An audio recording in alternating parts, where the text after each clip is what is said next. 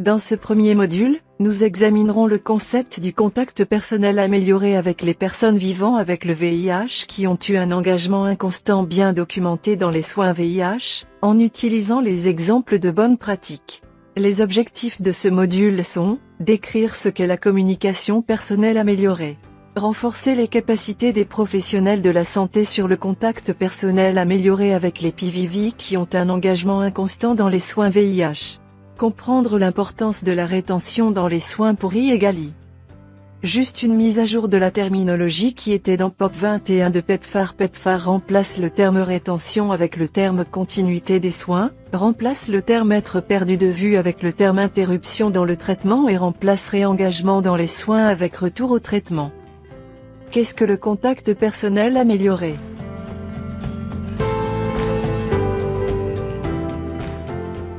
La plupart des efforts à ce jour se sont focalisés la reconnexion des personnes au système de soins dont ils se sont désengagés. De nouvelles approches sont nécessaires pour engager ceux avec le plus grand besoin, tels que ceux avec l'isolement social, les troubles liés aux substances nocives, et les troubles mentaux. Les diapositives restantes détailleront quelques exemples de bonnes pratiques de l'engagement personnel amélioré des cadres bien dotés et limités en ressources. Pour accomplir des améliorations additionnelles dans la suppression de la charge virale au niveau de la population, nous devons nous focaliser sur les individus avec la plus grande difficulté à s'engager dans les soins. Selon MSF, ceci nécessite des changements structurels et la manière avec laquelle nous fournissons les soins. Un pilote MSF soutient un réengagement à Khayelitsha, Afrique du Sud, où le désengagement des soins a été estimé à 23% de personnes désengagées au moins une fois dans une période de 2 ans.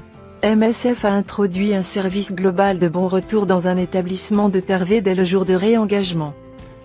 Le service d'accueil se focalise sur les besoins spéciaux des personnes vivant avec le VIH qui retournent aux soins après avoir été perdues de vue.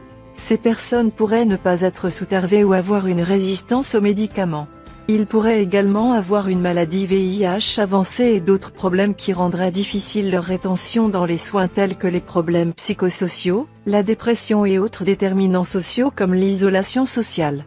Le service d'accueil de MSF cherche à aborder ces besoins en fournissant le soutien médical et psychosocial. Le soutien médical comprend, s'assurer que les personnes sont sous un régime Tarvé efficace avec reprise rapide s'ils ne sont pas sous traitement, passage à la seconde ligne s'ils ont des échecs lors du traitement et gestion de la maladie avancée du VIH. En termes du soutien psychosocial, le service offre une approche accueillante, le counseling intensifié et la navigation entre pairs. Le service comprend également le tracking actif des perdus de vue et le triage des visiteurs pour qu'ils n'attendent pas. Durant les 4 premiers mois de la phase pilote, 196 clients précédemment désengagés ont été identifiés, avec le voyage comme la principale raison pour le désengagement. De ceux-ci, 87% sont revenus pour leur visite de suivi et pour 78% d'entre eux, la charge virale a été supprimée après 3 mois de reprise. MSF utilise aussi une campagne sur les réseaux sociaux, WhatsApp et Facebook, pour contacter les clients qui se sont désengagés des soins. Le département de santé en Afrique du Sud utilise aussi les éléments de cette phase pilote dans sa nouvelle campagne #BonRetour. Il y avait une forte prise en main par le personnel, mais ceci demandait une adaptation constante pour relever les défis. Malgré les directives locales et le risque du traitement inefficace prolongé, le personnel est réticent à remettre les patients sous Tarvé sans résultat sanguin ou ont la tendance à basculer rapidement les patients à la deuxième ligne avant de résoudre les problèmes d'observance. Le comportement critique du personnel vis-à-vis des patients défaillants reste un défi nécessitant des encouragements répétés d'une approche accueillante. Toutefois, nous devons relever les facteurs liés au système de santé pour créer un changement à long terme. Ceci reste une réalité dans plusieurs cadres.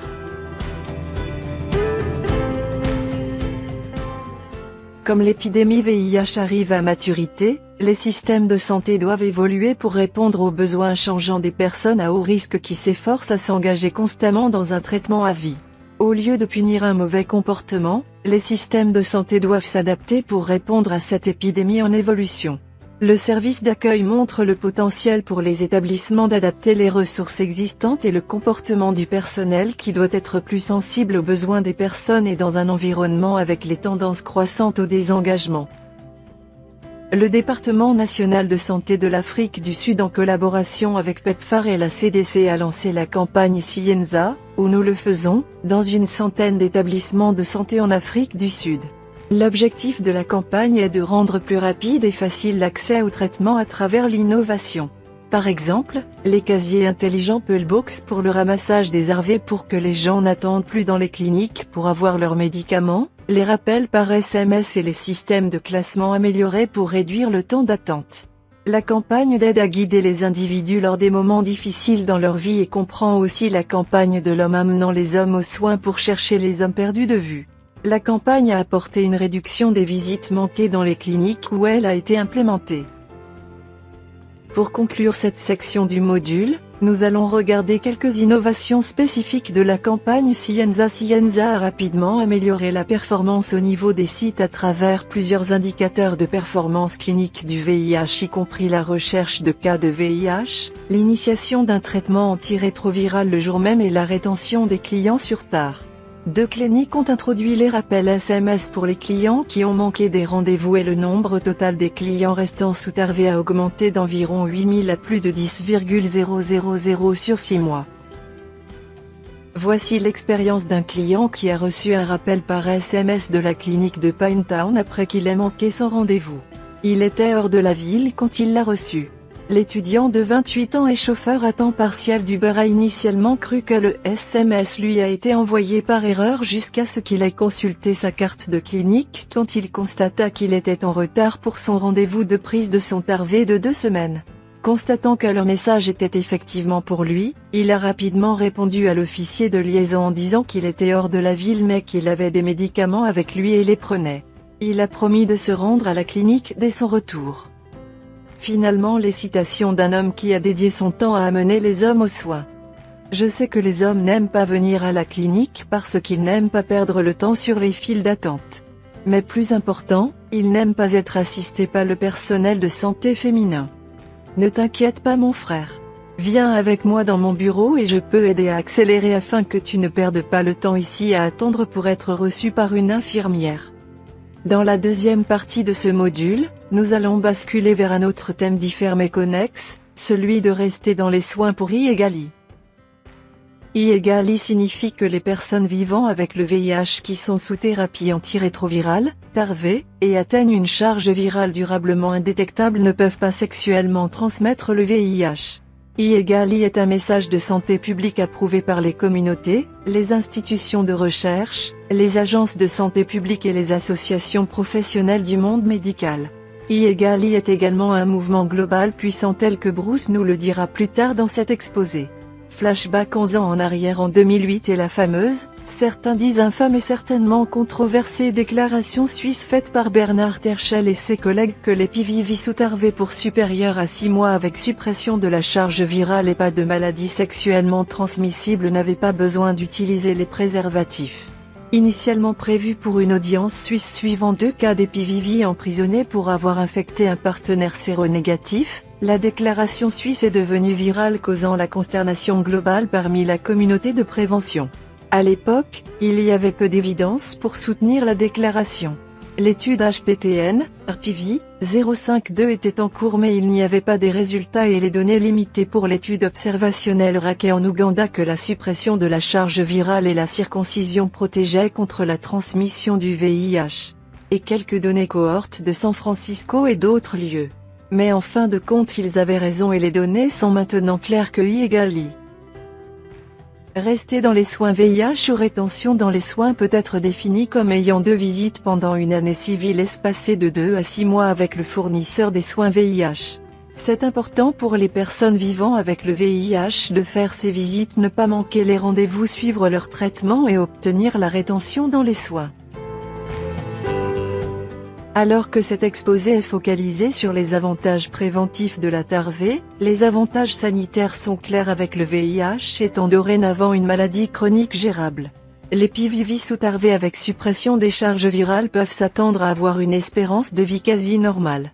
Mais toujours une espérance de vie un peu plus courte que pour une personne sans VIH, à cause de l'inflammation chronique causée par le VIH, même en cas de suppression virale, résultant en une augmentation du risque de MCV, les cancers et d'autres maladies non transmissibles. Les PVV ont aussi d'autres facteurs de risque qui peuvent affecter leur longévité. Par exemple, ils fument plus des cigarettes et boivent plus d'alcool que leurs homologues séronégatifs. Donc qu'est-ce qui est indétectable?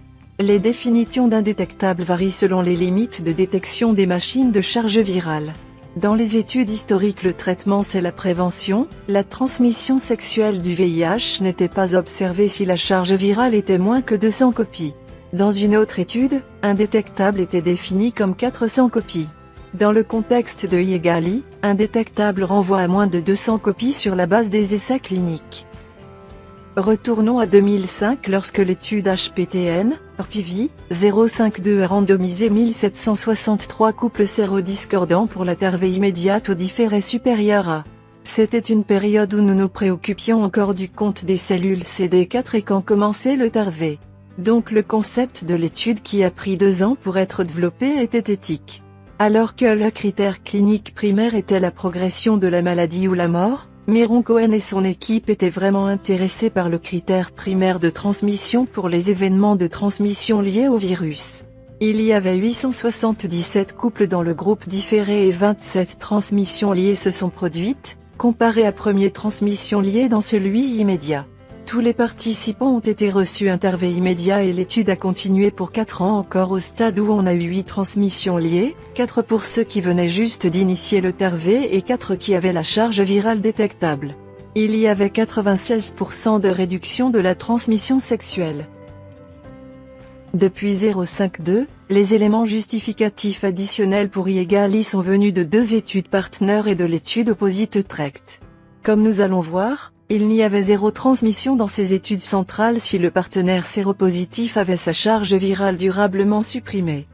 Les études une fois de plus ont défini indétectable comme moins que 200 copies sauf comme j'ai dit auparavant, les sites en Thaïlande et en Argentine dans l'étude Opposite Tract où 400 copies ont été utilisées.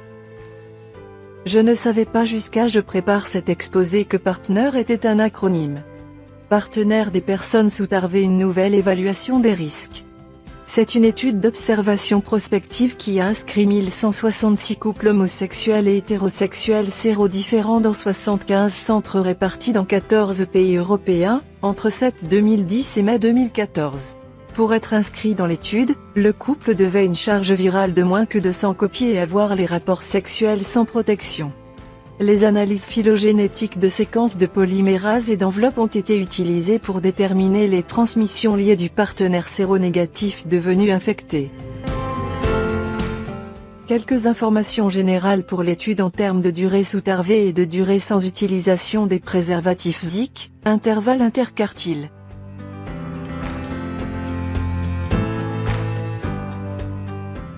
Les résultats préliminaires ont été présentés en février 2014 avant la fin de l'étude, les résultats finaux publiés en juillet 2016. 0 transmission liée. Les transmissions ont eu lieu, avec 11 personnes séronégatives devenant infectées, 10 HSH et une personne hétérosexuelle. 8 parmi ceux-ci signalent des rapports sexuels sans préservatif avec d'autres partenaires. 33% couples homosexuels et 4% des couples hétérosexuels étaient dans des relations libres. Partner 2 a suivi Partner mais seulement parmi les hommes homosexuels.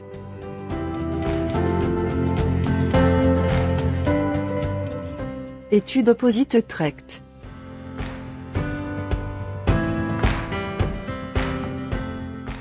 Un peu plus de contexte concernant IEGALI. Le risque est 0, pas non négligeable ou insignifiant, juste 0. C'est intéressant de savoir que les résultats IEGALI n'étaient pas affectés par les IST. Rappelez-vous que la déclaration originelle suisse avait spécifié aucune IST. Et au moins dans l'étude Opposite Tract, la fréquence des IST était quand même élevée à 33%. Qu'en est-il des craintes d'excrétion virale dans l'appareil génital? Entre 8% à 16% des patients avec une charge virale plasmatique indétectable présentent le virus détectable dans le sperme ou sécrétion vaginale. Les individus avec les charges virales détectables dans l'appareil génital qui maintiennent les charges virales dans le plasma sanguin ne transmettent pas le VIH par voie sexuelle. Bien sûr, il va sans dire que si la charge virale est détectable ou inconnue, ou les préservatifs sont les méthodes les plus efficaces de réduire la transmission. Finalement, Qu'en est-il des rebondissements de la charge virale? Nous savons que les rebondissements sont des augmentations transitoires de la charge virale après suppression de la charge virale sous Starve. Les raisons pour les rebondissements comprennent les variations de laboratoire, les maladies concomitantes, les vaccinations ou une rafale transitoire d'activation virale. Dans l'étude de cohorte suisse et l'étude militaire américaine sur l'histoire naturelle du VIH, les rebondissements ont été signalés à 10A. Donc dans les études centrales, les rebondissements ont certainement eu lieu mais aucune transmission liée n'a eu lieu. Donc le message à retenir est que les rebondissements transitoires des charges virales ne sont pas une source de préoccupation sauf s'ils continuent pendant une période de temps. Donc le message I s'applique uniquement à la transmission du VIH par voie sexuelle. Qu'en est-il des autres voies de transmission? Bien qu'une charge virale indétectable signifie que le risque de transmission par voie sexuelle est zéro, il n'est pas clair si le même postulat est vrai pour les autres voies de transmission. Pour les blessures par piqûre accidentelle, les recommandations PPI diffèrent de pays en pays. Les États-Unis recommandent la PPI pour les blessures par piqûre accidentelle même si la personne séropositive a une charge virale indétectable. Le Royaume-Uni ne fait pas. Est-ce que I pour mère allaitante et nourrisson? Pas vraiment. Alors que les lignes directrices cliniques dans les pays à revenus élevés tels que des SSH, et les lignes directrices européennes et britanniques recommandent être contre l'allaitement des femmes vivant avec le VIH. Ils recommandent aussi que les femmes avec le VIH qui prennent une décision éclairée pour allaiter soient soutenues dans cette décision.